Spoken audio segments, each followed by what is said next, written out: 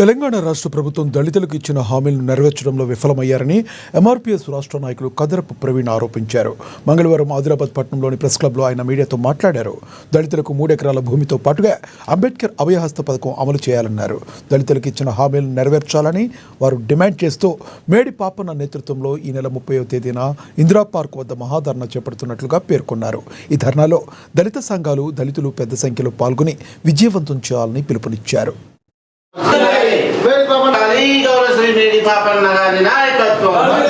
MRPS మేడి పాపన్న గారి నాయకత్వంలో ఈ నెల 30 తారీఖు నాడు ఇందిరా పార్కులో నిరాహార దీక్ష ఉంటుంది కాబట్టి నిరాహార దీక్షకు ఆదిలాబాద్ జిల్లా నుండి వేలాది మందిగా తరలి రావాలని చెప్పేసి ఎంఆర్పీఎస్ రాష్ట్ర కమిటీ తరఫున పిలుపునివ్వడం జరుగుతుంది. ఎందుకంటే ఏదైతే మన కాంగ్రెస్ ప్రభుత్వం ముఖ్యమంత్రి గారు మన దళితులకు ఏదైతే హామీలు ఇవ్వడం జరిగిందో ఆ హామీలను అమలుపరచడంలో విఫలమైంది కాబట్టి ఈ గవర్నమెంట్ కాంగ్రెస్ ప్రభుత్వం వెంటనే దీన్ని హామీలను అమలు చేయాలని చెప్పేసి మేము డిమాండ్ చేస్తూ ఉన్నాం. ఈ యొక్క డిమాండ్స్ ఏమంటే అంబేద్కర్ అభయహస్తం కింద ప్రతి దళిత కుటుంబానికి 12 లక్షలు ఇస్తానని చెప్పేసి చేవెళ్ళ డిక్లరేషన్లో స్వయాన ముఖ్యమంత్రి గారు మాట్లాడడం జరిగింది. దాంట్లో కూడా అమలు చేయలేదు, ఇప్పటి వరకు కూడా అమలు కాలేదు.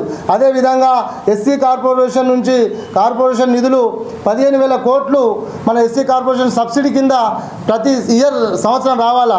దాన్ని కూడా ఇప్పటి వరకు కూడా 2 సంవత్సరాలు గడిచిపోయినా కూడా ఎస్సీ కార్పొరేషన్ నిధులు ఇప్పటికి కూడా ₹1 కూడా ఒక దళిత కుటుంబానికి కూడా ఇప్పటి వరకు ఇవ్వలేదు. కాబట్టి అది కూడా వెంటనే సబ్సిడీ రూపంలో ప్రతి దళిత కుటుంబానికి 10 లక్షలు వచ్చే విధంగా చొరవ చూపాలని చెప్పేసి మా యొక్క డిమాండ్.